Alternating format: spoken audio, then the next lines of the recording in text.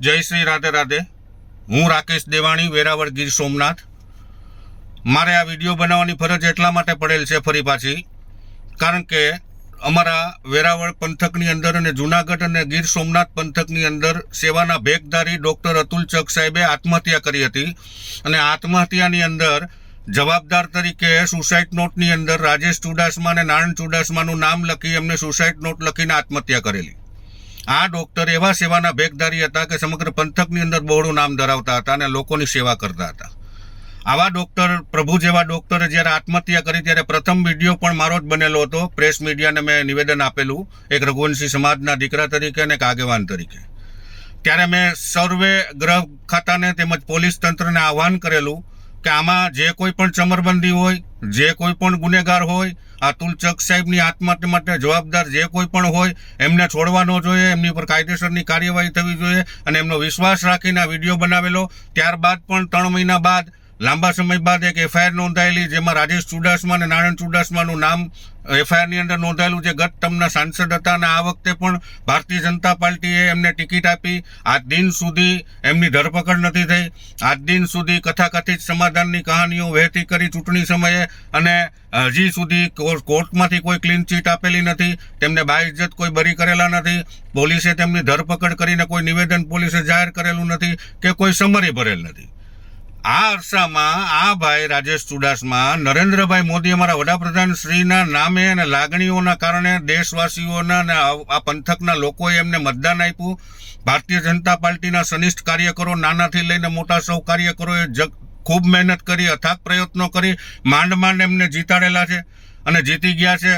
સૌરાષ્ટ્રની અંદર સૌથી ઓછી લીડે જીત્યા છે. છતાં પણ આ રાજેશ ચુડાસમાને હજી સુધી ભાજપની પણ ઉપરવટ જઈને આભાર દર્શન કાર્યક્રમ 5મી મુકામે જે રાખેલો હતો 19 તારીખે 5:30 વાગ્યાના સુમારે, એમાં આ રાજેશ ચુડાસમાએ ખુલ્લેઆમ ગર્ભિત ધમકી આપી છે કે ભાજપ હિસાબ કરે કે ન કરે, હું જે લોકો મને નડ્યા છે એમને મૂકવાનો નથી. એમને કોઈનું નામ લીધું નથી.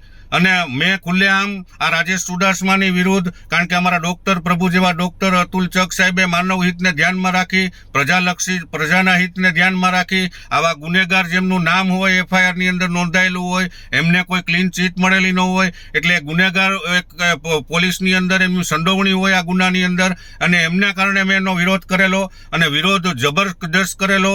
અને સર્વે 18 વર્ષના લોકોને આહ્વાન કરેલું કે આ રાજેશ ચુડાસમાને મતરૂપી દાન ન આપતા, આપણે પ્રભુને પણ પુષ્પ અર્પણ નથી કરતા, તો રાષ્ટ્રને કેમ કરવું?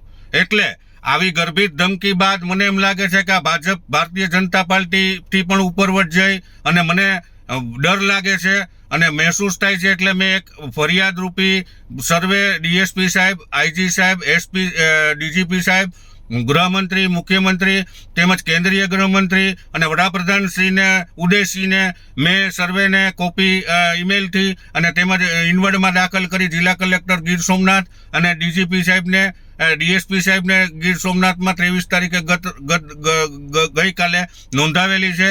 અને મારી જાનમાલનું રક્ષણ, મારી જાનમાલને ખતરો છે, તેમજ મારા પરિવારને જો કંઈ પણ થશે, અને આ રાજેશ ચુડાસમાની ગર્ભિત ધમકીના લીધે આખા સમગ્ર પંથકમાં ભયનો માહોલ ઊભો થયો છે.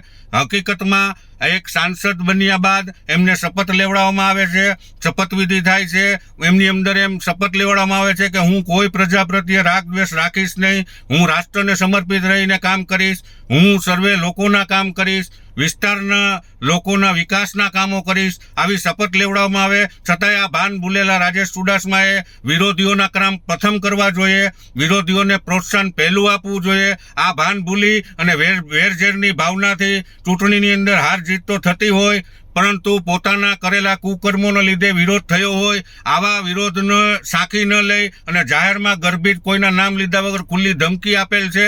આ ધમકીના કારણે સમગ્ર પંથકમાં ભયનો માહોલ ફેલાયો છે. ભારતીય જનતા પાર્ટીની શાખને ધક્કો પહોંચાડી રહ્યો છે આ માણસ. આ માણસની ઉપર પાર્ટીને પણ વિનંતી કરું છું કે એક્શન લેવા જોઈએ. અને બીજું કે સાંસદ છે એટલે તમે લોકોના સેવક છો, લોકોની સેવા કરવી આપની ફરજ છે. આપને ધમકી આપવી આપને શોભા નથી દેતું. એટલા માટે હું ગભરાયેલો છું અને મને ડર લાગે છે કાલ સવારે મારી ઉપર કે મારા પરિવાર ઉપર કંઈ પણ થશે તો તેની સમગ્ર જવાબદારી લેખિતમાં મેં જાણ કરેલ છે સૌને. તેની જવાબદારી રાજેશ ચુડાસમા સાંસદ જુનાગઢ 13 લોકસભાની રહેશે. અસ્તુ. જય શ્રી રાધે રાધે. રાકેશ દેવાણી, વેરાવળ, ગીર સોમનાથ.